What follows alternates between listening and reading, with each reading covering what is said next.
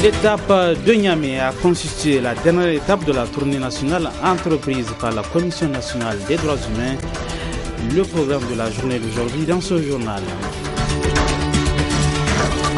À suivre également dans cette édition un dossier sur les contours des forces mystiques, un recours pour atteindre des objectifs positifs ou négatifs, pourtant condamnés par la religion musulmane.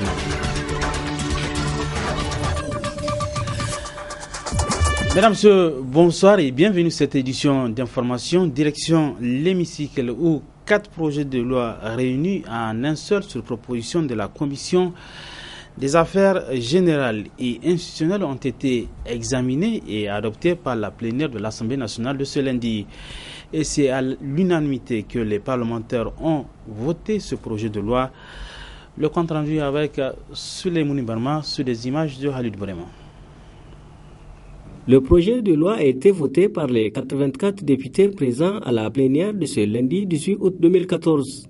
Il s'agit de 4 projets de loi réunis en un seul portant création d'établissements publics à caractère scientifique, culturel et technique dénommés Université d'Agadez, de Difa, de Dosso et de Tillabéri.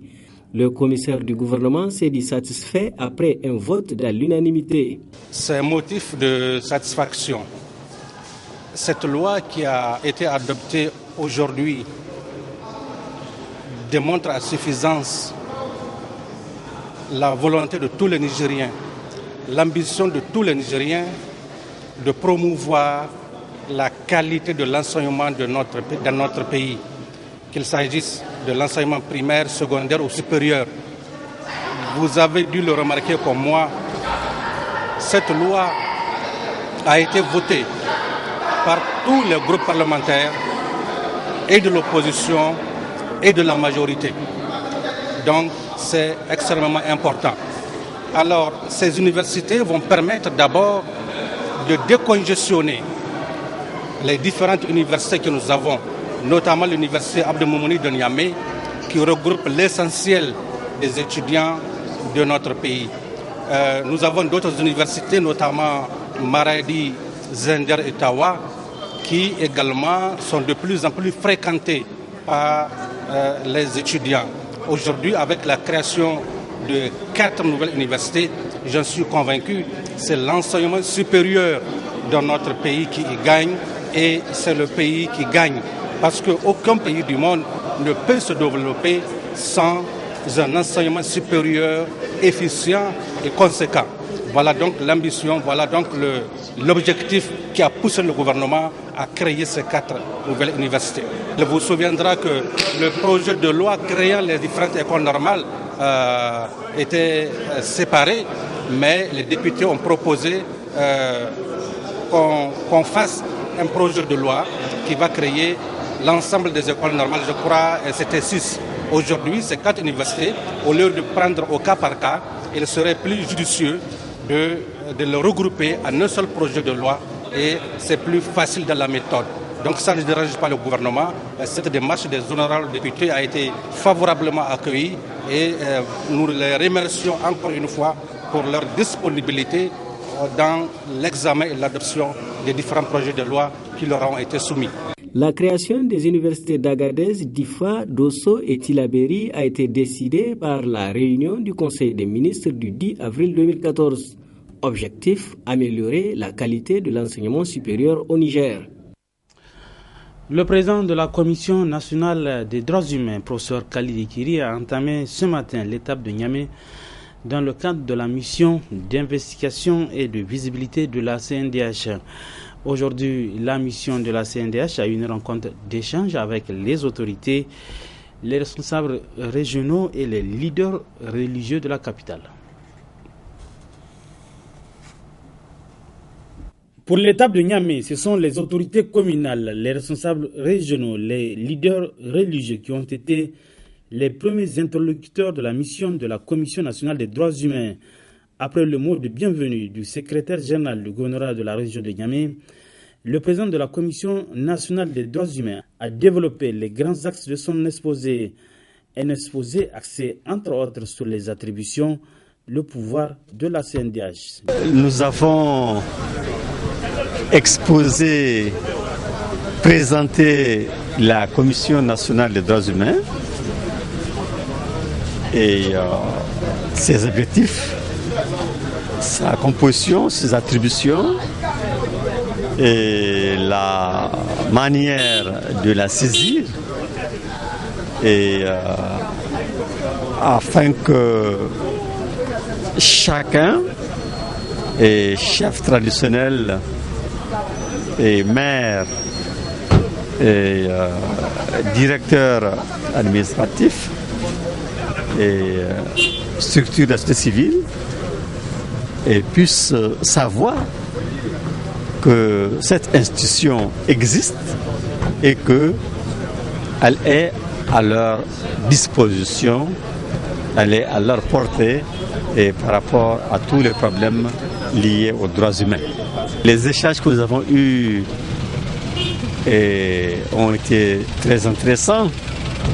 Les questions posées par les uns et les autres sont très pertinentes, riches, ainsi que les contributions. Et cela veut dire que l'assistance que nous avons rencontrée ce matin est fortement attachée aux droits humains et nous ne pouvons que nous en féliciter.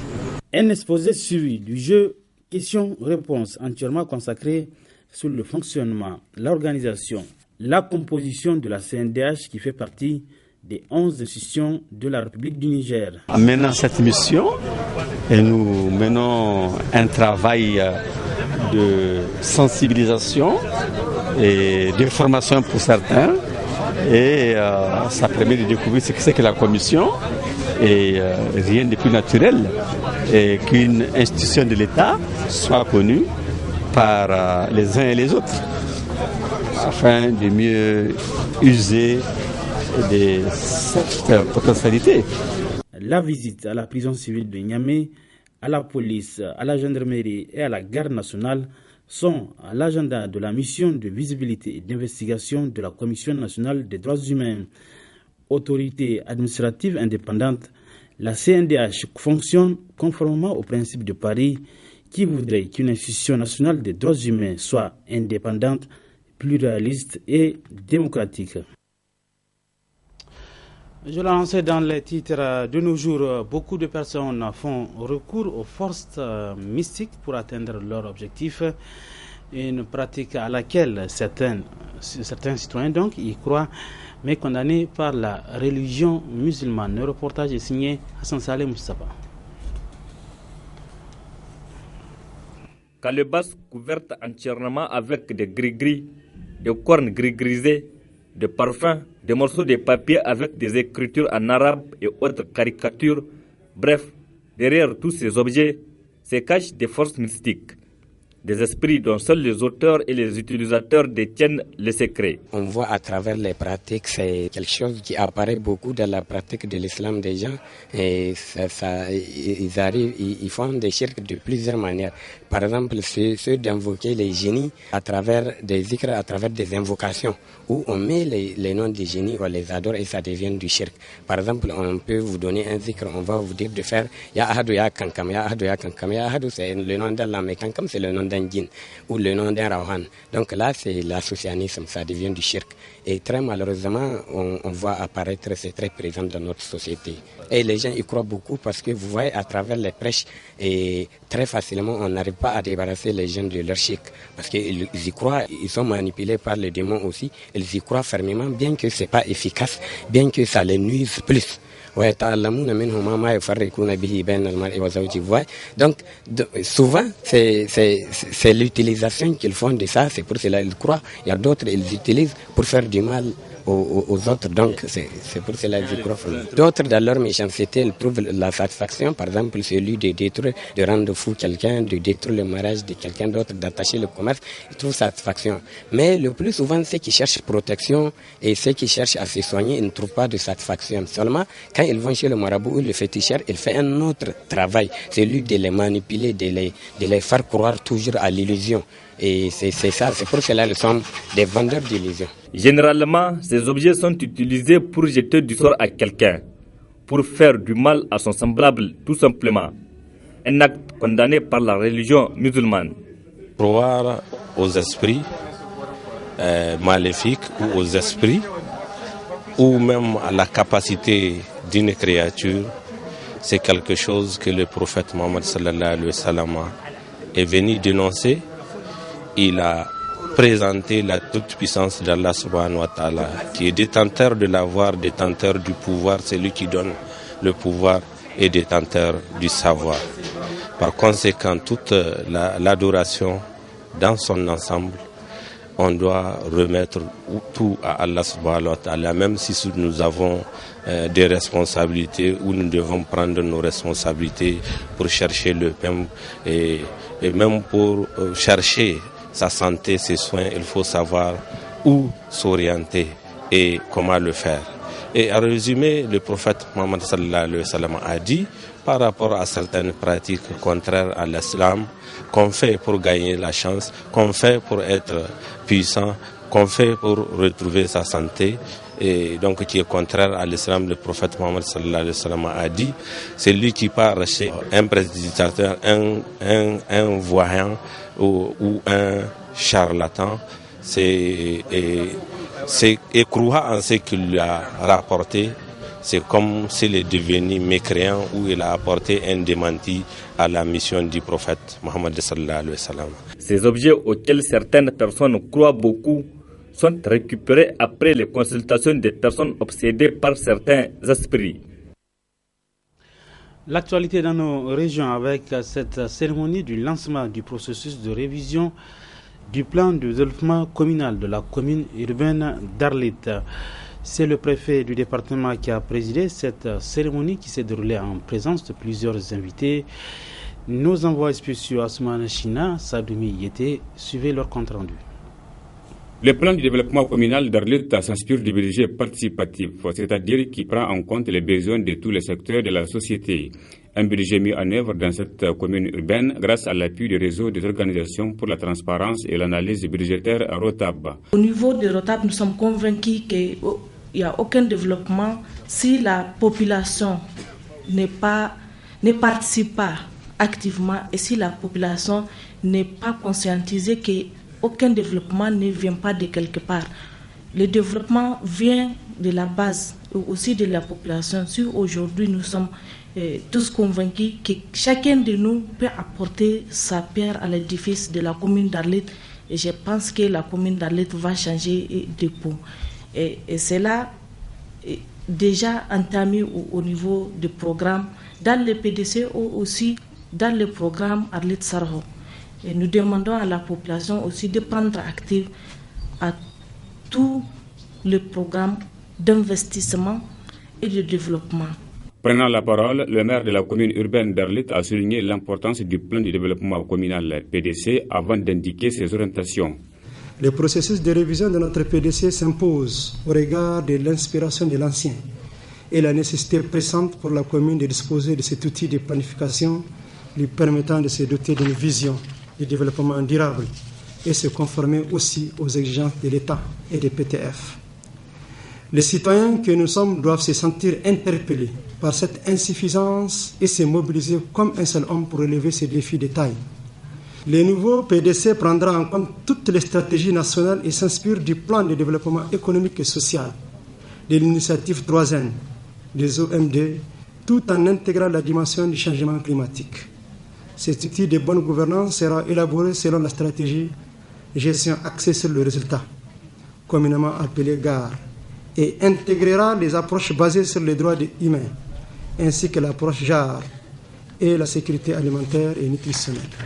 Le PDC est une préoccupation de tous les acteurs, c'est pourquoi je vous demande un engagement profond à tous les niveaux pour permettre au comité chargé de l'élaboration du PDC de bien faire la mission qui lui a été confiée.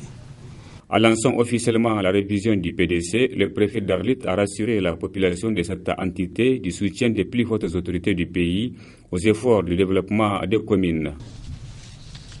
Le PDC doit nécessairement s'inspirer des objectifs poursuivis à travers le programme de renaissance. Faudrait-il le rappeler que certaines priorités énoncées par le programme de développement économique et social, PDES, notamment celles se rapportant à l'eau, à la santé, à l'école, à l'autosuffisance alimentaire, doivent figurer en bonne place dans les actions à prévoir par le PDS. Il doit en outre intégrer les stratégies poursuivies pour l'atteinte des OMD, intégrer la dimension changement climatique, etc. Soyez enfin rassurés de l'attention toute particulière que les plus hautes autorités nationales, au premier rang desquelles le président de la République, son Excellence Alaji Issou Mahamadou, accorde à la mise en œuvre du PDC pour l'amélioration des conditions de vie de nos laborieuses populations. Le processus de révision du plan de développement communal de la commune urbaine d'Arlit prendra des mois et de meilleures conclusions sont attendues pour le développement de la commune. Dans leur optique de rendre l'environnement sain, le club des jeunes Niala de Yantla a entrepris hier une séance de salubrité dans les locaux du groupe de presse Radio et Télévision Labari. Nasser Dantofo pour plus de précisions. Fidèle à cette tradition de rendre l'environnement sain, le club des jeunes Niala a ciblé les locaux du groupe de presse Labari pour une opération de salubrité. Une façon pour ce club de remercier le groupe de presse Labari pour tous les efforts fournis à l'endroit des jeunes en général et en particulier à ceux du club Niala. Depuis le 22 janvier, notre groupement a été créé. Donc à travers cette création, la télé Labari nous a appuyés pendant nos 8 mois. Donc nous sommes décidés pour cela, pour organiser une grande journée de salubrité à l'honneur de cette télé Labari. Nous pourrons remercier le DG, les rédacteurs en chef et tous les personnels de la télé Labari. Vraiment que Dieu les récompense. Au président de ce club de lancer un appel à l'endroit de la jeunesse néaméenne de les emboîter le pas. Ce n'est pas de rester à la maison les bras croisés que vraiment on peut faire quelque chose. Si vous avez tout jeune qui a idée, donc vraiment peut l'exposer pour que vraiment aujourd'hui on croit que la jeunesse vraiment peut faire quelque chose pour notre pays, quoi. Parce que aujourd'hui, si vous l'avez constaté, les jeunes vraiment aiment la facilité. Donc c'est pas de rester à la maison sans rien faire. Les parents sont là, souffrent pour nous jour et nuit et nous conseillent de faire quelque chose. Donc c'est pour cela aujourd'hui notre groupement, nous nous sommes organisés, nous nous sommes dit vraiment de montrer à la jeunesse nigérienne que vraiment les jeunes sont capables de faire quelque chose, quoi. Créé en décembre 2013, le club Niala est un regroupement de jeunes du quartier Yantla qui ont décidé d'engager des actions de salubrité afin de rendre propre le cadre de vie. Du 6 au 9 août dernier s'est tenu à Ouagadougou un symposium sur la sécurité environnementale et les problèmes liés à l'accès à l'eau en Afrique. Cette importante rencontre qui a réuni des experts climatologues et d'autres spécialistes de la question a été organisée par l'Université internationale de Florida avec l'appui de l'USAID. L'un des participants, à savoir le président du réseau des journalistes pour l'eau et l'assainissement RGA, Ousmane Dambaji, fait le point de cette rencontre. Il a été dit à la conférence que d'ici 2050, il y a 54 pays africains qui sont en pénurie d'eau, sur tous les plans. Donc c'est une situation en tout cas extrêmement dangereuse pour les pays africains et surtout que cette situation sera liée aux activités de l'homme même qui auront des impacts sur le climat. Donc parmi ces 54 pays, 5 pays sont de l'Afrique de l'Ouest, dont le Niger, le Burkina Faso et le Mali. Donc vous voyez, la situation elle est vraiment critique. Nous avons échangé pendant ces 4 jours avec les experts américains sur quelles sont les activités que nos gouvernements peuvent mener pour l'adaptation au changement climatique. Il a été donné des expériences de tous les pays. Il y a eu des liens entre l'eau, l'accès à l'eau, le changement climatique, la sécurité, tout ça là. Et la conférence également a recommandé aux États africains de consacrer au moins 2% de leurs forces militaires et paramilitaires dans le secteur du développement. Vous savez, le militaire, quand ils s'investissent pour une cause, ils sont efficaces et la situation se règle. Mais malheureusement, dans nos pays africains, nous avons des militaires qui sont spécialistes des questions d'urgence, des questions de santé, des questions de développement, mais ils sont tout le temps dans les casernes. Ils sont à la sorte de la guerre. On ne le souhaite pas, mais le militaire est un acteur incontournable du développement. Parce que c'est des gens qui ont des compétences avérées. Donc la conférence, effectivement, a décidé que l'armée doit participer au développement économique et social du pays. Et il nous a effectivement démontré l'intervention des Nations Unies dans le monde, principalement dans l'urgence, dans les catastrophes naturelles, à travers AFRICOM. AFRICOM, c'est le commandement des États-Unis pour l'Afrique. Donc voilà la situation que le monde entier est en train de risquer d'ici 2050-2030. Donc il est important que nos gouvernements fassent des projets de développement d'adaptation au changement climatique. Le Niger, effectivement, heureusement pour nous, a brossé la situation de ses politiques à la matière et ça a été une véritable réussite à la conférence. Nous avons beaucoup de projets d'adaptation au changement climatique et nous avons parlé même de la miraille. Et la miraille verte qui sera incessamment lancée à partir de Niamey, normalement en septembre, qui concerne pour l'instant 11 pays, qui consiste effectivement à faire un mur, en tout cas vert, qui traverse tout ce pays, qui va lutter efficacement à la désertification. Donc, l'un des fléaux, effectivement, qui concourt à la désertification et à l'abattage des arbres, en tout cas, ce sont des activités qu'il faut voir et redresser et voir quelle également sera la contribution des médias dans ce domaine. Une page de sport dans cette édition d'information avec tout d'abord la fin hier après-midi à l'Académie des arts martiaux de Niamey de la deuxième édition du tournoi de judo dénommé Sukaku, qui veut dire jeunesse en peul. Ce tournoi est organisé par un international judoka nigérien qui se nomme Maître Bakary Sow, qui séjourne actuellement en Europe. Et ce tournoi a eu donc le soutien de la Fédération nigérienne de judo. Michel Deji pour le compte-rendu. C'est une compétition qui a réuni des judokas de 8 à 21 ans venus de 4 clubs de Niamey, 3 de Dosso et 1 de Gaïa. Une initiative qui vient ainsi accompagner les efforts de la Fédération nigérienne de judo dans le cadre de la promotion de cette discipline sportive. Il n'est point à démontrer que cette compétition commence à prendre de l'ampleur et à avoir un engouement. Et nous osons espérer que le promoteur continuera dans ce sens pour que nous puissions pérenniser ce tournoi et peut-être à la longue pour qu'il ne devienne pas un tournoi tout simplement de club, peut-être un tournoi national. Je lance un appel à toute la famille du judo pour qu'ils saisissent cette occasion pour que le judo puisse se retrouver et que la sagesse l'emporte sur la passion. La passion n'a jamais arrangé les choses. Entre hommes, entre frères du judo, je crois que chacun doit se retrouver. Et j'espère que mon appel sera entendu. En tout cas, moi je reste toujours disposé et je suis toujours à l'écoute de la famille du judo. Et je prie Dieu que les choses continuent dans le bon sens.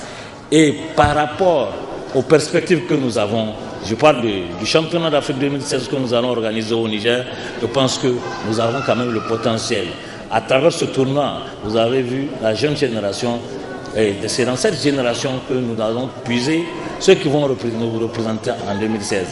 Au terme de ce tournoi, plusieurs judokas issus de 5 catégories des 2 régions concernées ont vu leur victoire récompensée.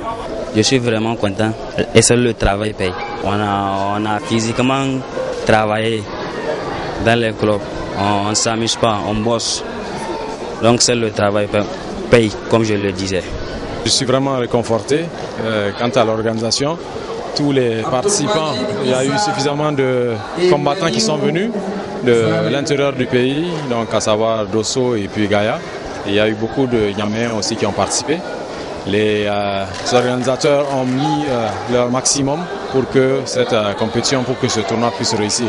Et là, je suis vraiment réconforté. Je pense que l'année prochaine, ça sera encore mieux. Ancien judoka ayant brillé dans l'équipe nationale de judo dans les années 80, Maître Bakary Sow ambitionne de faire de ce tournoi Sukaku, qui signifie jeunesse en Fulfulde, une rencontre nationale de fraternité entre tous les jeunes judokas nigériens. Nous restons avec Michel Deji, mais nous changeons de discipline avec le tournoi Orange Street Foot qui se poursuit dans la ville de Niamey.